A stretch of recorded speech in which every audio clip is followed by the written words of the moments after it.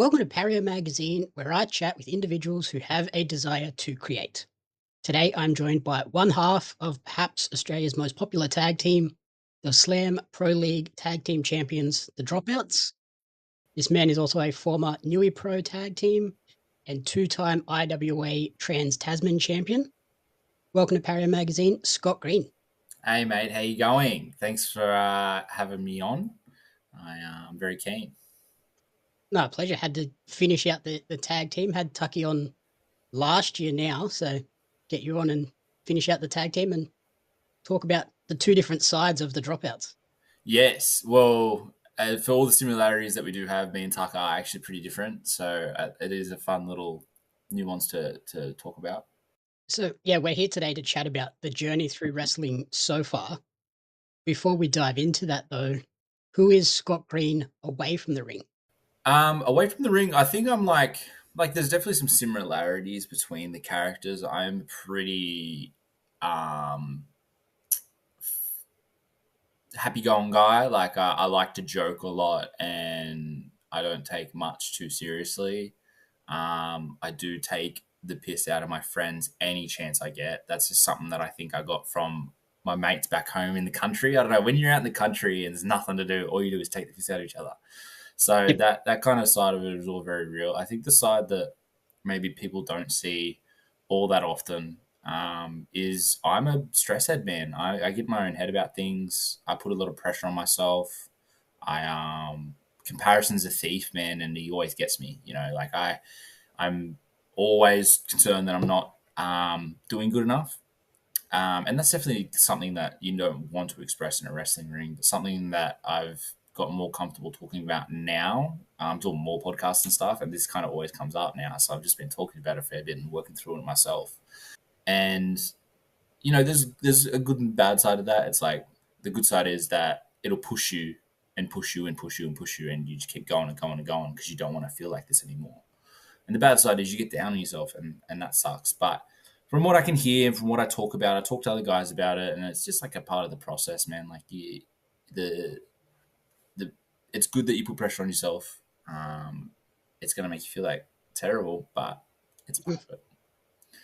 Yeah, I think that's probably a pretty common thing where everyone's comparing themselves to not only people on the same card as you, but people on in similar times in their career, but in a different company and stuff like that as well. Yeah, man. Like my tag, like Tuck, for example, he's just had like the most. I was around for a couple of years before Tuck, and then he came in, and he just had like the craziest rise that hasn't stopped. He hasn't hit a red light yet, and it's really crazy to see. And I'm super happy for him. He's my brother, man. He's a goat. Um, and in the same time, and I think this is like a pretty common thing too. Like I'm just like looking at him like, what the fuck are you doing that I'm not? And it's just like that's just wrestling, man. That's the business. That's just how it works. It's some people's time sometimes, and right now it's Tuckman's time. And that's not to negate. He's the hardest worker I know, so it's not to negate any of that. Like that definitely plays a part into it too. You just fall into a lot of cool things, and it's really cool to see. Yep. And so, yeah, you mentioned you're from out west, Cobar originally, where there isn't a lot of live wrestling. How then did you discover it and find your passion for wrestling? It was the April 2007 Raw, Shawn Michaels, John Cena main event. I think it was in London. It was on TV. My brother was like, "Come in and watch this." And I remember the house was being renovated at the time, so we had like paint cans and shit everywhere. And I sat down to watch this. And my brother, by the way, says like told me immediately because he's a little older than I am. He goes, "It's predetermined. It's a show. It's Mhm. fake." And like I was like 6 years old at the time, so that's a pretty hard concept to grasp. But I'm pretty sure I had it. And yeah, that was my first one, John Cena, Shawn Michaels. And like since then, I was just obsessed. I was a big John Cena guy. Still am a big John Cena guy. He's the goat. Even bad guy John Cena now? They can never make me hate him. He's the goat. Um, and so when you get to like that 12, 13-year old, it's kind of cringe again to watch wrestling. So I kind of stopped for a bit, and then I got brought back in, and then like I kind of YouTube's around then. So then I started watching YouTube videos, and then you find the rabbit hole of what's Ring of Honor, what's New Japan, and then you're just like, oh, and that's when you hit your like ultimate, like, wrestling and probably your peak. I hate WWE. WWE's bad. And then you always come back around. So, um, I feel like, yeah, I had a break in there, but wrestling's kind of always been the passion. And it's the only thing that I've looked at in my life.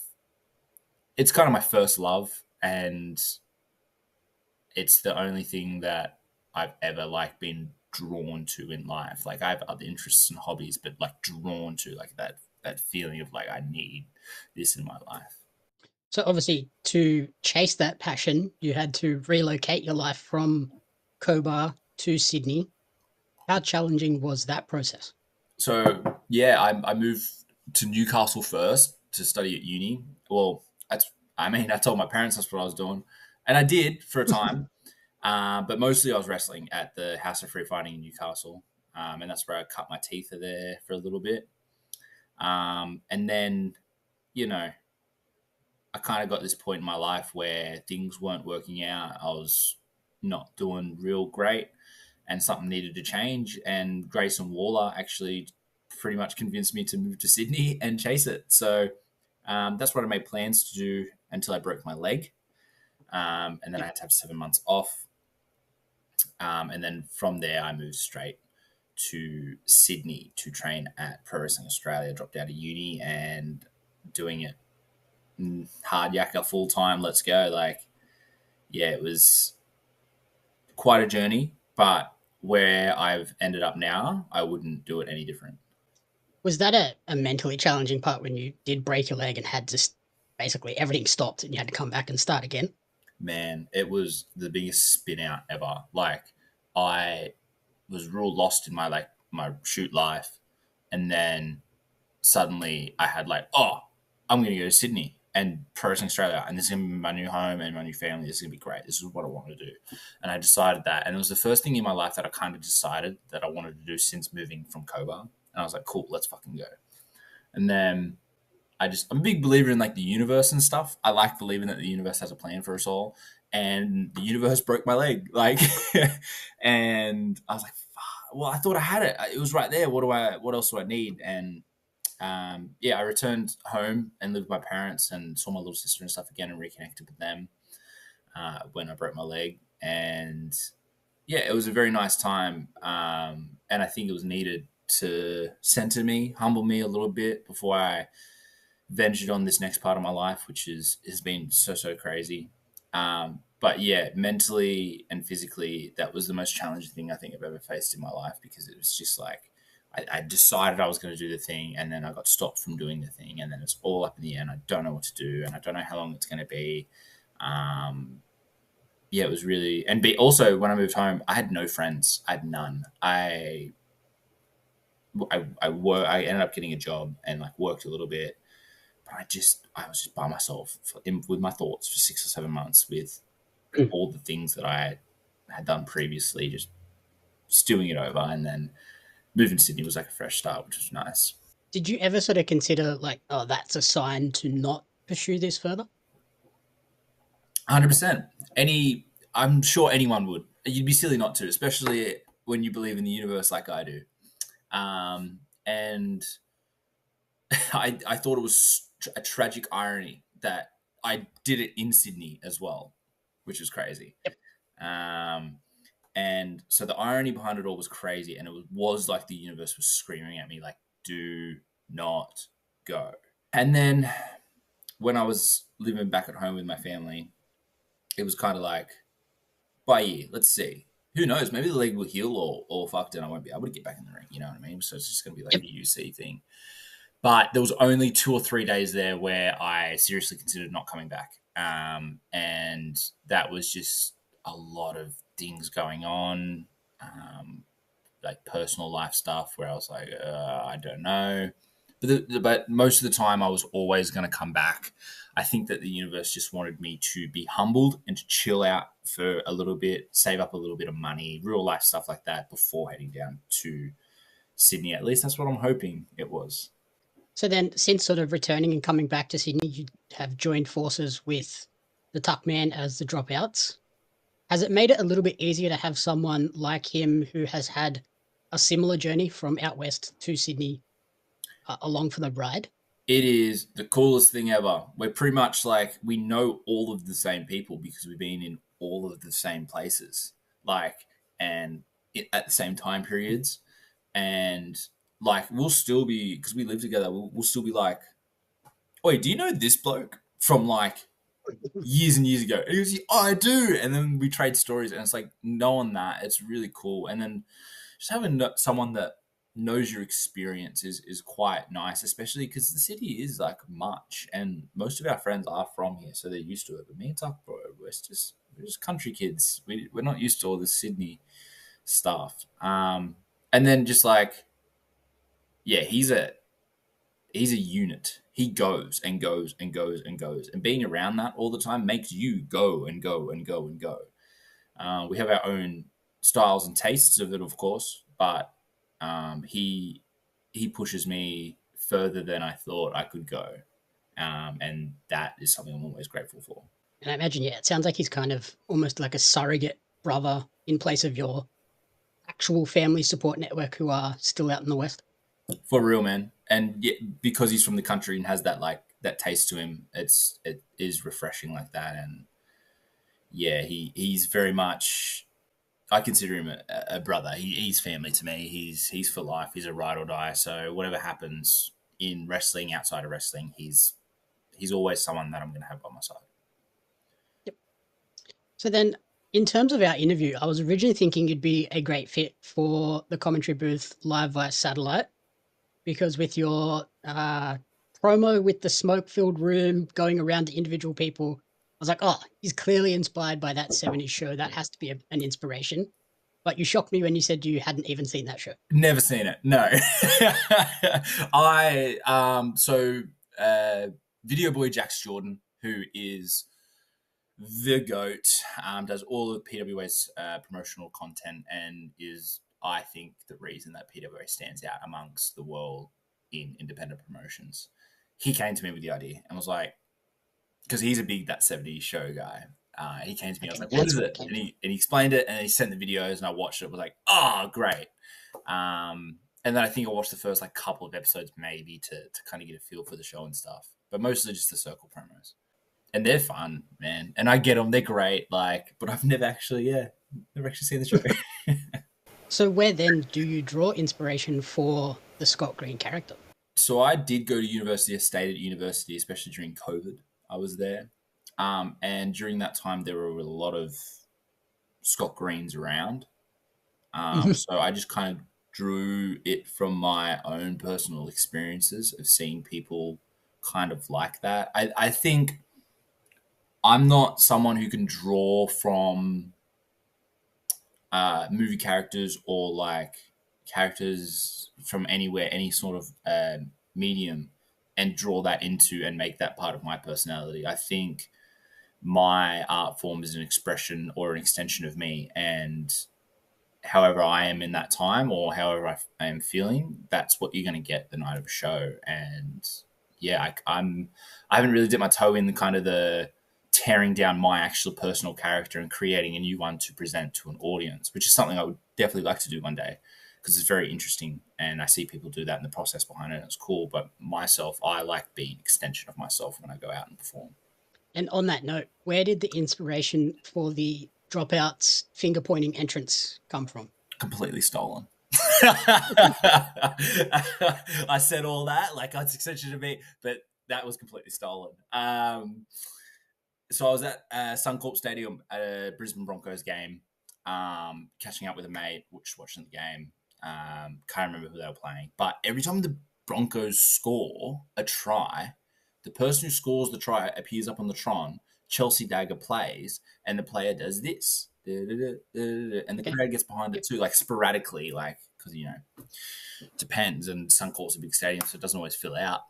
But I looked at it and went, yeah, cool, done. Forget about it. Like, I'm pretty sure it's a thing in like European soccer too that plays at halftime and then gets crowd like back in from intermission and stuff. So it's definitely not an original idea, but it's something that I saw and kind of was like, Tuck, I found it.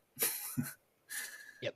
Yeah, a wrestling crowd, this will work perfectly Yeah, absolutely. because everyone in a wrestling crowd is looking for that one thing to get involved in the Abs- show. Yeah, and that's what me and Tuck, if you watch us wrestle, that's what we're all about. A lot of feedback we get from higher ups, maybe not in Australia, but higher ups elsewhere, definitely, when we're asking for advice, especially when it comes to making it to bigger stages, is you play into the crowd too much and Okay. you need to play to yourself more.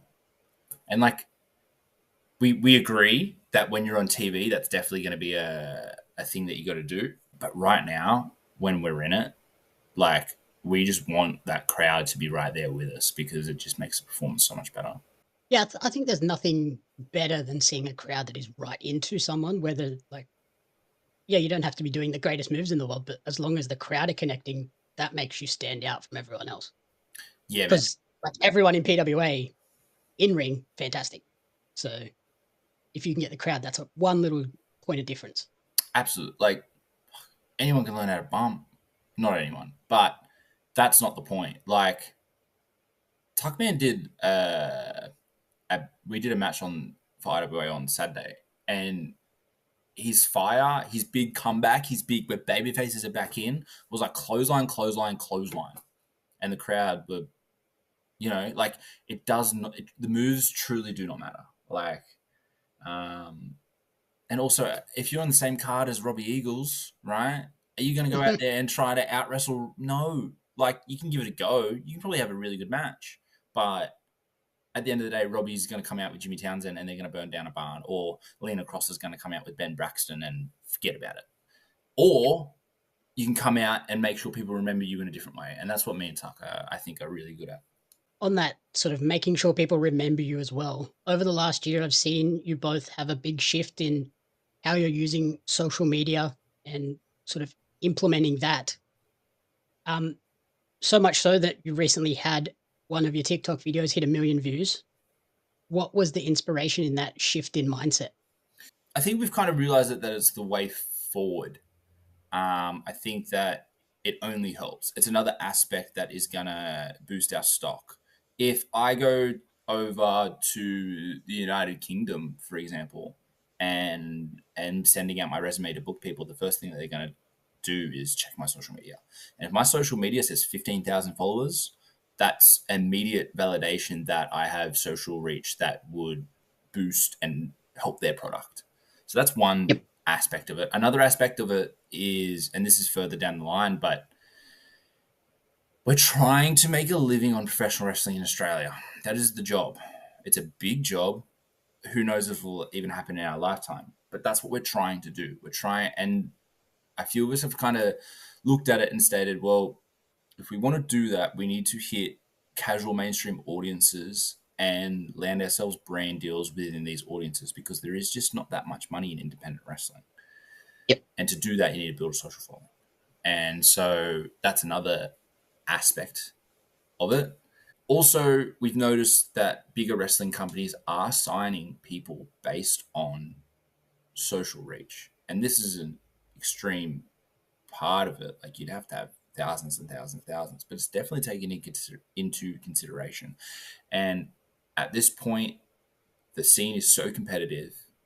There are avenues that Australians are just trying to force their foot into, and that's just one other way we're trying to get into it. Yeah, I think like even Robbie has said that like it's impossible for people to make a living just on match payments in Australia.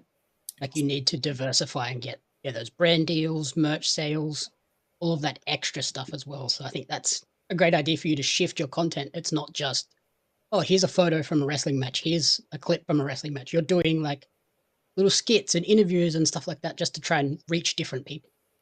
Yeah, 100%. And it's slowly working. I think, I don't know. They're pretty stagnant. I think there's something wrong with my social media. But I'm working it out. I'm getting decent at editing and figuring out stuff. But that's another thing that Tuck has just flourished in as well. I think he's like, we had around the same followers, and then one day I looked at his Instagram, and he had like double. He has like 5 or 6,000. I was like, where did this come from? And he goes, oh, this video here. And I was like, what? So that's just another thing that we're all trying to get better at and all flourishing in, hopefully. Does it help to have someone like Jax to bounce ideas off on? How do I edit this in this way? He's the busiest human alive, so it's hard to get a bit of his time. I feel like a nuisance coming to him because he gets asked by everybody every day to do things. So I try to leave him as much as I can, unless it's something that actually is involved with PWA. Yep. Sometimes if we're eating breakfast, I'll nip at him and stuff. But mostly just self-taught stuff, like just figuring it out. It's not hard. You just play around. I have a bit of free time most of the time, so I just sit and staring at the phone. Has it also made it a bit more fun for you too on show day where you're like pulling people aside, like, hey, come and do this funny skit of things you've heard at wrestling shows? Yeah, it's fun. And actually, it's people doing it are having fun, which is more important, I think, because to make good content, you got to have fun, like a good wrestling match. You got to be having fun. And people are like, when am I going to get mine? I'm like, soon, soon. Show days are already the most hectic things ever. The most recent Yep. Black Label show we had was one of the most hectic shows I've ever been a part of. Like, there was so many moving pieces, and it turned out really great. But it was very hard to get there. And so trying to cram in some social media content while all that's happening is very stressful. So it's gotten to the point where I've got a social media book and I've got people I'd like to interview with their ideas and like little skit ideas and things. And I'm now looking at like booking times to meet people and film content because that's just like, because you'll get to the show and it's just so busy and hectic, you can't get anyone. So now I'm creating like a system in which I book people in to create the content. Yep. Very smart. Is that sort of the biggest tips that you have for other wrestlers looking to embrace social media? Just like have fun, like you need to be having fun doing it, and then yeah, plan a little bit as well. Yeah, 100%. Like I think I was trying to copy too many people early on, like my friends. I was trying to copy Tuck stuff, and nothing was just really landing. I wasn't having fun. They're a bitch to edit, and then I was like, what do I want to do? And I just was like, I like skits. They're funny. They're easy to edit. I have fun doing them. They're a bit cringe, but look, it's fine. And then the interview stuff is like, I did a podcast recently with Lockie McIntyre, and I had so much fun just talking about like behind the scenes and like stories and things like that. And I think it kind of inspired me to then start doing interviews. So I have a fair few of them just loaded up on my phone now. They're fun to do, and also it gives a little exposure to hopefully the other person in the interview and so on. And then I also wanted to compliment you on the efforts you've made in the gym over the last sort of year or so as well. Has there been anybody in particular that sort of lit that fire under you? Yeah, everyone in Australia, bro. Like Progress 365 and Body Biz have changed the game. I am with Slex's Body Biz, and I think, man, there's just a new standard now. You can't look like shit. Like you have to look good because everybody is looking good. Um, and it's a great standard to have. Like if you want to be on the premium pro wrestling products, like some of these shows are not cheap to go to. I look at the tickets sometimes and go, whoa, how much? So if you want to be on that show, on the show that people are paying their good hard earned money for, you better not look like any other guy. You need to pass the airport test, which is if you walk through an airport and they turn their head, you passed it. Well done. You got Tuck's big red mullet, my dyed mullet. We always wear something funky as to the airport, so we know we passed the airport test. That's why we always wear something funky to shows, and we always try to look like superstars because people are paying to see superstars. And yeah, that's just the attitude that Australian wrestling has right now. Everyone's getting in really, really good shape, and it's just now a standard, which is really, really nice. Yep. Yeah, you don't want to be walking into a show and people confuse you for a fan. Nah, not at all. It's actually gotten to the point where we'll walk into like an RSL and they'll go, "Oh, you guys are the wrestlers." I'm like, "Yeah." Like, Yep. granted, we have our bags and things, but we do look like a funky bunch when we walk into a room. And does having someone like Tucky sort of making a similar commitment as well, does that help with? At least I have someone to go to the gym with. Yeah, funnily enough, we don't go to the gym together. When we do, it's fun, but we haven't actually been in ages. We are on very different schedules. People would be surprised with how little we actually see each other. He's up really early. I don't have to be up so early. And then he's in bed by the time I get home and things like that. So it's like we actually don't see each other all that much. We definitely don't go to the gym together. But we do stand shirtless when we cook dinner in the kitchen, and we look at each other and go, "Hey, bro, nice, nice." And he goes, "Yeah, bro, you too." I was like, "Yeah." We eat our ninja creams. Very nice. What does a typical week of training and diet now look like for you? I'm currently very deep into a calorie deficit, so I'm so hungry. I'm not eating much food at all. The scale's going down, thank God. So right now, not a lot of food.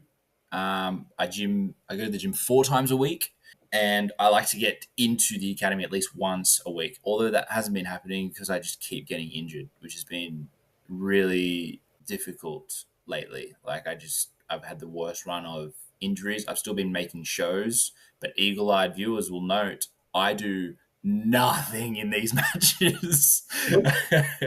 Tuck's been doing it all for me, bless him, and my opponents, of course. But yeah, I've been very not training, and I've got big things coming up, so I've just been looking after my body and whatnot. But two, 3 times a week in the academy, 4 times in the gym, and my nutrition is so on point. It's not funny. It's so on point that I'm just so hungry right now, and I won't be able to eat for another couple of hours. Rough. Yeah, I noticed that on the last Black Label show you did a live promo on the stage and then a little run in, and that was kind of it. Yes. Yeah, well, and yeah, zero bumps because I caught a few things, but so did everyone. Yeah, my back is not great at the moment. I've had some lower back issues, but I actually have a heat pack on it as we speak. I'm currently rotating heat ice and these like a little electric stimulation things all over my back, and that's every time I do that cycle, then I go for a walk and then do it over again. Yep. Because I'm kind of fighting the clock on getting it going. It's been crook for like a month now, so I'm getting very sick of it. Mhm. And I need to get back into training because my brain is so ADHD. I need some creative outlets. Fingers crossed it all starts to come good soon. Yeah. What are the main goals for the remainder of 2025? For 2025, some travel. I'd like to get over to America, which hopefully will be happening. And I would like to get on some radars outside of the country. I'd like to get on some radars that would benefit me in getting a job within professional wrestling, which I think I'm succeeding in. I think I can fall into the right circles and gain the right attention. Grow my social media. I would love 10,000 followers by the end of the year. That's my goal that I set at the start of the year. We'll see. It's slow as fuck.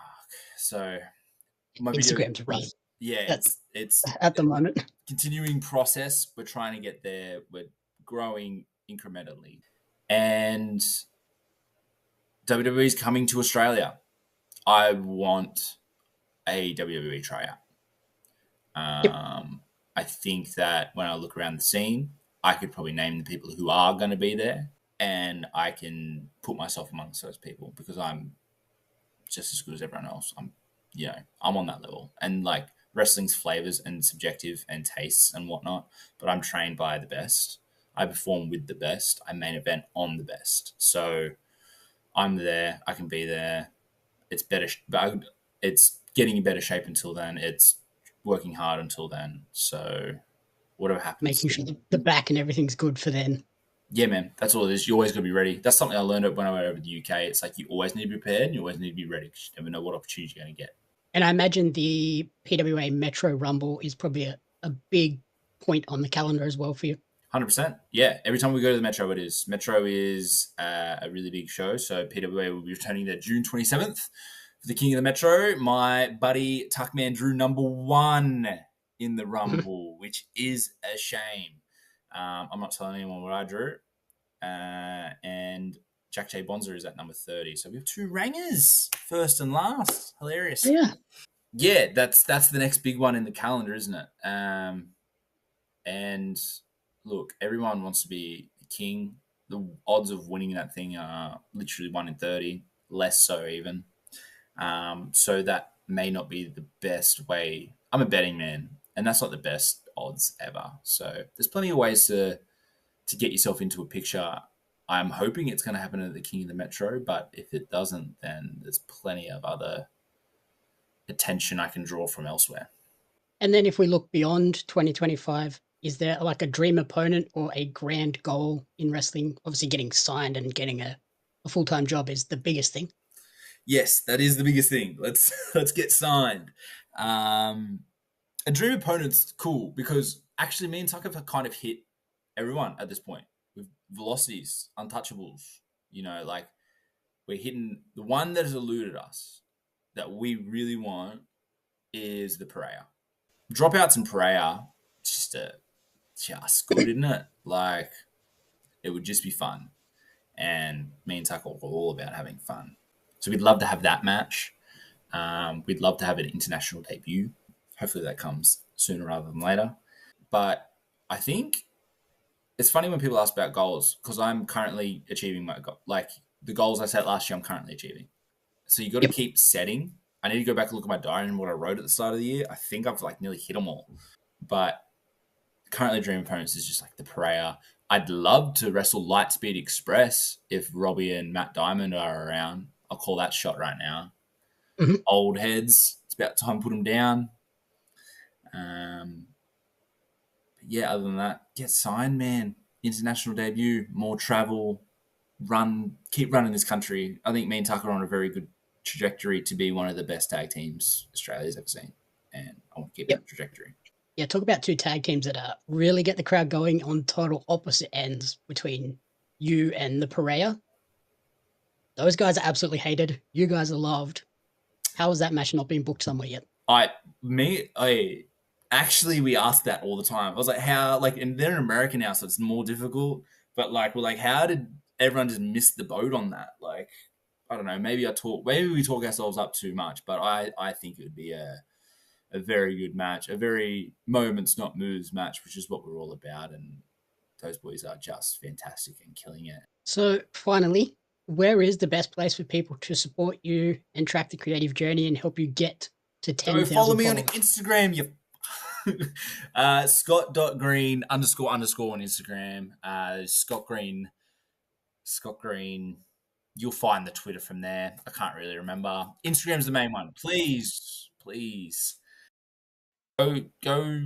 Hey, if you don't like the content, don't follow me. I'm not going to force you to please follow, but support local wrestling, man. Support Aussie wrestling. We're all out here busting our ass every single day, doing everything that we can to get on radars.